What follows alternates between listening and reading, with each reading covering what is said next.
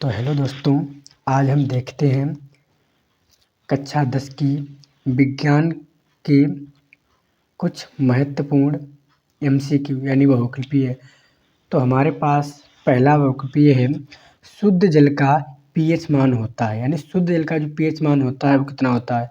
Option A है 0, option B है 1, option C है 7 और ऑप्शन डी है 14।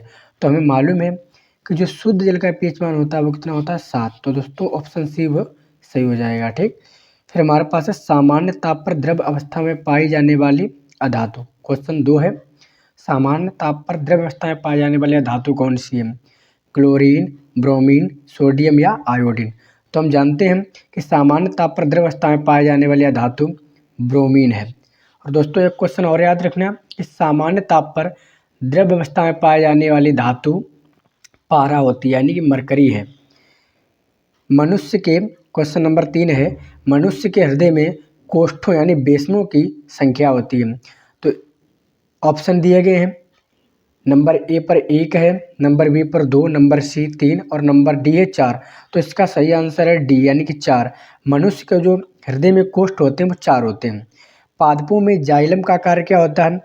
हमारे पास क्वेश्चन 4 है, नंबर ए है उत्सर्जी वर्ज्य पदार्थों का संवहन, नंबर बी है संवहन किसका, जल का संवहन, नंबर सी भोजन का संवहन, नंबर डी अमीनो अम्ल का संवहन।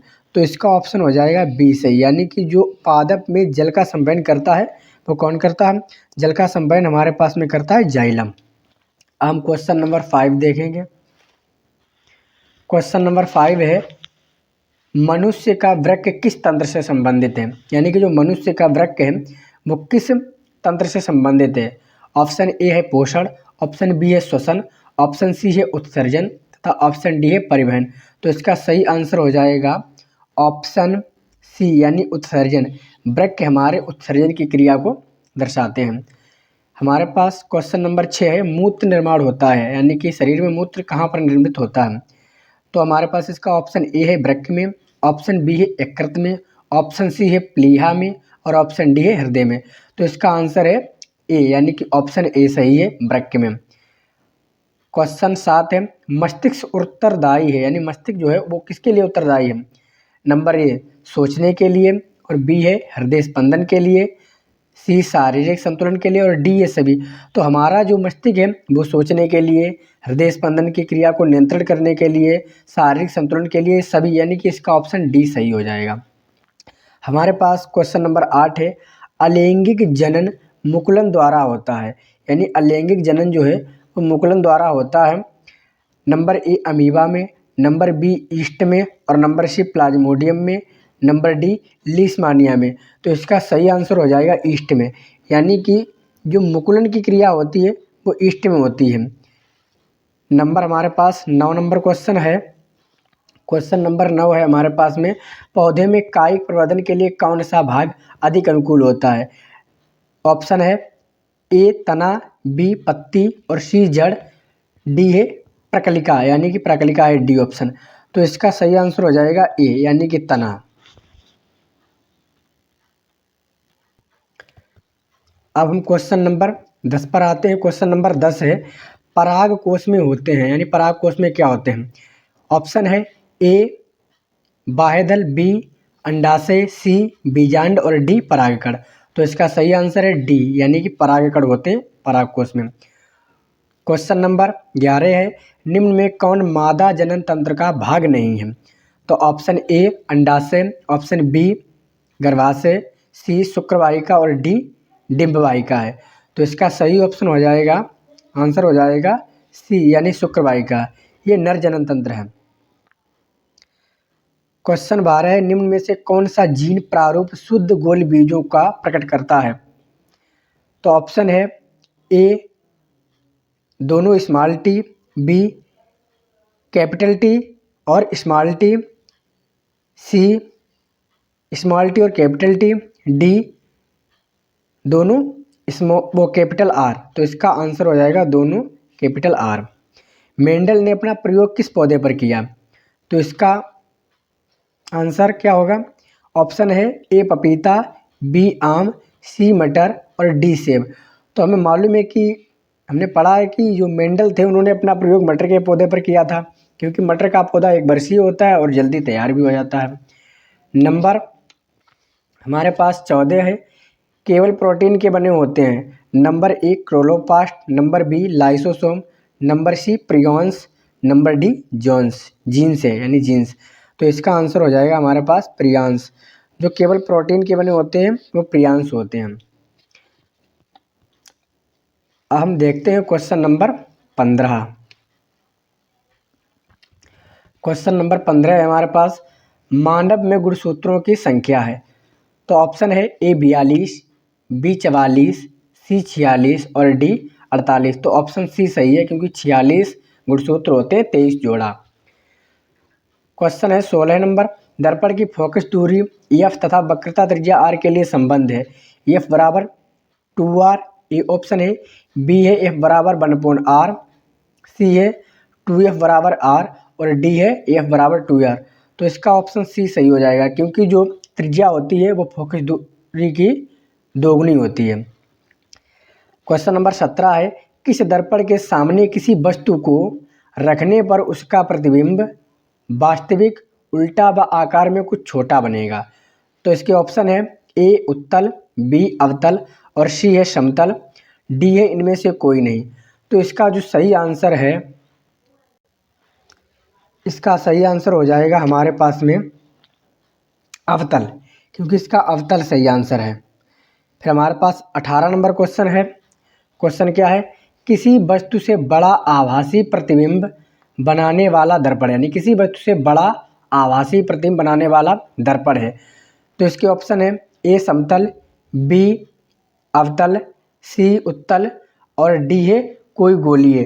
तो इसका आंसर हो जाएगा हमारे पास में अवतल, बी।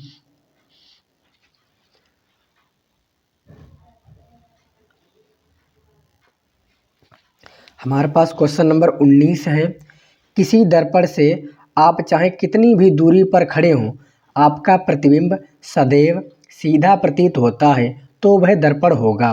तो ऑप्शन है केवल समतल, ऑप्शन बी है केवल अवतल, ऑप्शन सी है केवल उत्तल तथा ऑप्शन डी है समतल तथा उत्तल। तो इसका आंसर हो जाएगा ऑप्शन डी, यानी कि समतल तथा उत्तल। क्वेश्चन नंबर 20 है, वायु में प्रकाश की चाल 3 × 10⁸ मीटर प्रति सेकेंड है। तो 3/2 अपवर्तनांक वाले कांच में प्रकाश की चाल होगी। तो ऑप्शन ए है 2 × 10⁸ मीटर प्रति सेकेंड, बी है 3 × 10 मीटर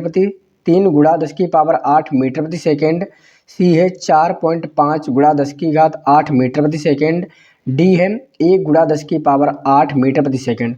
तो हम जानते हैं कांच में प्रकाश की चाल होती है 2 × 10⁸ मीटर प्रति सेकेंड।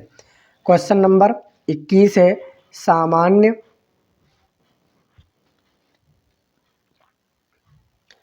सामान्य दृष्टि के लिए स्पष्ट दृष्टि की अल्पतम दूरी कितनी होती है। यानी कि सामान्य दृष्टि के अल्पतम यानी कि सबसे छोटी दूरी कितनी होती है। तो हमारे पास ऑप्शन ए है 25 मीटर, बी है 2.5 सेंटीमीटर, सी है 25 सेंटीमीटर और डी है हमारे पास में 2.5 मीटर। तो इसका ऑप्शन सी सही है, यानी कि 25 सेंटीमीटर होती है अल्पतम दूरी। क्वेश्चन नंबर 22, क्वेश्चन नंबर 22 है, क्वेश्चन नंबर 22 है, किसी निकट दृष्टि से पीड़ित एक व्यक्ति को यह दोष दूर करने के लिए किस लेंस का उपयोग करना चाहिए। यानी किस लेंस का प्रयोग करना चाहिए निकट दृष्टि से पीड़ित एक व्यक्ति को यह दोष दूर करने के लिए। इसका ऑप्शन ए है अवतल लेंस, बी है अवतल दर्पण, सी है उत्तल लेंस और डी है उत्तल दर्पण। तो इसका आंसर हो जाएगा हमारे पास ए, यानी कि अवतल लेंस। क्वेश्चन नंबर 23 है, जब श्वेत प्रकाश प्रिज्म से गुजरता है तो सर्वाधिक विचलन होता है। ऑप्शन है ए लाल रंग का, बी पीले रंग का, सी बैंगनी रंग का और डी हरे रंग का। तो इसका आंसर हो जाएगा सी बैंगनी रंग का, क्योंकि बैंगनी रंग की जो तरंग दैर्ध्य होती है वो सबसे कम होती है और लाल रंग की तरंग दैर्ध्य सबसे अधिक होती है, इसलिए लाल रंग का विचलन कम होता है। क्वेश्चन नंबर 24 है, एम्पियर सेकेंड किसका मात्रक है? ऑप्शन है ए विद्युत ऊर्जा का, बी विद्युत वाहक बल का, सी आवेश का और डी विद्युत धारा का। तो आंसर हो जाएगा सी, यानी कि विद्युत आवेश का मात्रक होता है हमारे पास में एम्पियर सेकेंड। आवेश का मात्रक कूलाम भी होता है। क्वेश्चन नंबर 25 है, प्रतिरोध का मात्रक है।